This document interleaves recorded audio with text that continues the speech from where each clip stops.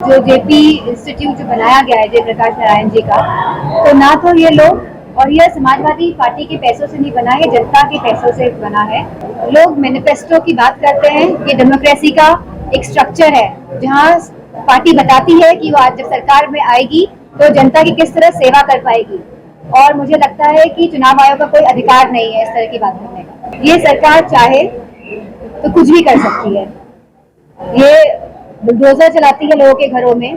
किस रूल के तहत ये बुलडोजर चलाती है? पीडीए यानी पिछड़ा दलित का जो अलायंस है, मैं समझती हूँ भाजपा वाले असली तौर पे पीडीए अलायंस से घबराए हैं। जो मूलभूत के जो सवाल थे, जहाँ हम अच्छी शिक्षा, अपने बच्चों को अच्छा स्वास्थ्य, अपने परिवार को, और जो सरकार की भी जिम्मेदारी है जो ये पूरी तरह विफल रही है, जहां वो रोजगार देने में विफल रही है, जहां वो आर्मी में यानी फौज में नौकरी देने में विफल रही है, और जो यह एक योजना आई है जो अग्निवीर बनाएगी, जिसके बारे में कोई भी क्लियर पिक्चर नहीं है, तो मैं समझती हूँ। और जहां यह जो सरकार के जो वेल्थ है, जो सरकार की जो वेल्थ है, जिस तरह एयरपोर्ट्स है हमारे, जिस तरह रेलवेज हैं, जिस तरह रेलवेज के साइड में जो जमीनें हैं, इन सबको बेच रही है, इन सबका प्राइवेटाइजेशन कर रही है, तो मेरा मानना है कि सरकार गलत दिशा में देश को लेके जा रही है, जहां उसे कोई चिंता नहीं है देश की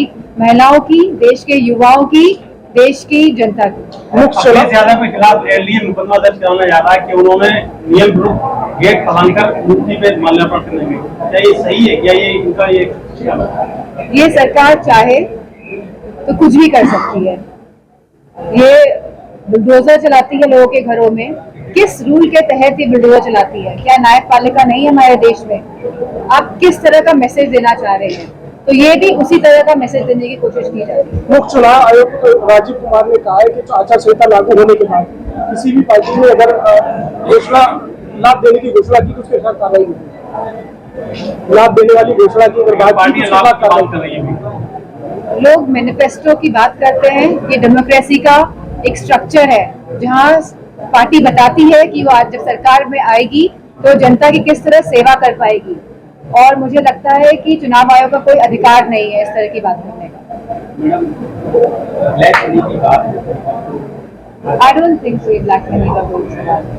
आज आपने आश्रितों को यदि आपदा में हुए आश्रितों को कुछ चेक और उसमें एक रोडवेज कंडक्टर भी था जिसके घर जाके आप वादा करते, क्या कुछ आर्थिक सहायता की है और कितने लोगों की? जो आर्थिक सहायता है उस पार्टी द्वारा कर दी गई है, और हम खुद जाएंगे उनके घर में। जो आप जो कह रहे हैं कि जो कंडक्टर वाला जो किस्सा है, हमें संज्ञान में आया था, उनके परिवार से भी बात हुई है। और एसपी सिंह बघेल आए, आप कान में आप वो है पत्रकार हैं आप? आप अपना अलग सवाल पूछे, कान में कुछ बताइए मत। एसपी सिंह बघेल साहब कल बैंकुल पहुंचे और तरह से चूंकि विधायक के चुनाव भी जुड़े हैं, उनका कहना है कि लालपुर में अखिलेश जी पहुंचे लेकिन सांसद मैनपुरी नहीं पहुंची। अब तक 3 लोगों की शिकायत की गई गाँव में, विधानसभा और लोकसभा। मैं काफी जगह गई हूँ करियर में, और ये खुद ही एक टूरिस्ट की तरह आते हैं मैनपुरी में, और इस तरह की गलत धारणा और भावना के साथ आते हैं, क्योंकि इन्होंने कोई काम नहीं किया है, जनता की सेवा नहीं की है। जो इनका जो रिस्पॉन्सिबिलिटी है, जो इनका धर्म है कि जनता के बीच जाए, जनता के कष्टों का निवारण करें, जो इन्होंने नहीं किया है, तभी इस तरह की बातें करके एक जनता में गलत मैसेज देने की कोशिश कर रहे हैं। 2024 में आपके चुनाव की स्ट्रेटेजी क्या होगी? 2024 जैसे राष्ट्रीय अध्यक्ष जी ने कहा है, हमारी स्ट्रैटेजी पूरी तरह पीडीए से ही निर्धारित होगी और निर्धारित है, और लोग समझ रहे हैं, और संपूर्ण उत्तर प्रदेश समझ रहा है। जो स्थिति आज उत्तर प्रदेश की है, जहाँ इतने जघन्य अपराध हो रहे हैं, इतनी घटनाएं हो रही है, कौन किसको मार दे रहा है, जहाँ न्याय की बात नहीं हो रही है, नहीं, लोग बड़े परेशान हैं, जहाँ इलाज के सवाल आ रहा है, और जहाँ आकस्मिक कार्यों से लोगों की मृत्यु हो रही है, और जहाँ सरकार किसी भी तरह की सुविधा और ना ही किसी भी तरह का सपोर्ट कर रही है लोगों को। तो हम जितना हमसे हो पा रहा है, हम उतना कोशिश कर रहे हैं लोगों की सहायता करने का।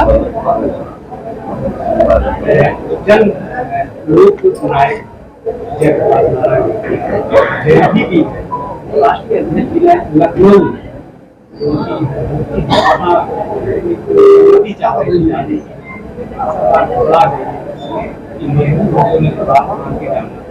थोड़ा हंगामा कर रहे हैं, कोई अपराध कर रहे हैं वो। क्योंकि लोकनायक जिनके जो जाने गए हैं हमारे आदरणीय जयप्रकाश जी, क्योंकि वो एक समाजवादी लीडर थे, एक क्रांतिकारी लीडर थे और एक सच्चे राष्ट्रवादी नायक थे।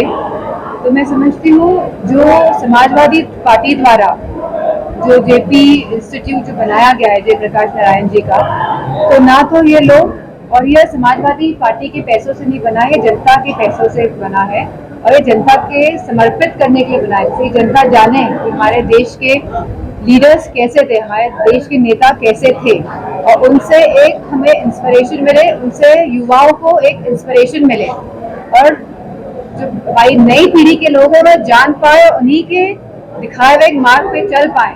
तो भाजपा वाले नहीं चाहते हैं कि जो सच्चे क्रांतिकारी लोग थे, जो सच्चे राष्ट्रवादी लोग थे, जो सच्चे समाजवादी लोग थे, जिन्होंने देश के लिए लड़े और जो देश को सही दिशा दिलाना चाहते हैं, तो इस तरह की छोटी हरकतें कर एक बहुत ही निश्चय स्तरीय एग्जाम्पल दे रहे हैं आज। इंडिया गठबंधन से क्या लड़ाई हुई थी, इसी वजह से जहां पूरे देश में इंडिया ब्लॉक का गठबंधन है, वहीं उत्तर प्रदेश में पीडीए यानी पिछड़ा दलित का जो अलायंस है, मैं समझती हूँ भाजपा वाले असली तौर पे पीडीए अलायंस से घबराए हैं। सांसद जी, केंद्रीय मंत्री गिरिराज सिंह ने कहा है कि जब कांग्रेस सत्ता में थी तब उन्हें ओबीसी याद नहीं आया, अब वो किसी याद आ रहा है। समाजवादी पार्टी की हमेशा से यह मजबूती के साथ डिमांड रही है कि कास्ट सेंसस होना चाहिए। आज हम महिलाओं को आरक्षण देने जा रहे हैं, लेकिन इसमें भी ओबीसी महिलाएं, माइनॉरिटीज की महिलाएं का हक और सम्मान और अधिकार की बात नहीं हो रही है। ये लोग नहीं चाह रहे हैं कि सब लोग, पूरा देश आगे बढ़े और सभी जाति के लोग, सभी धर्म के लोग आगे बढ़े। ये देश में बंटवारा करने की स्थिति पैदा करना चाह रहे हैं और देश की जनता को एक ऐसा वातावरण दे रहे हैं जहाँ पे लोग भय में जिए, जो काल्पनिक है, जो सच्चाई नहीं है।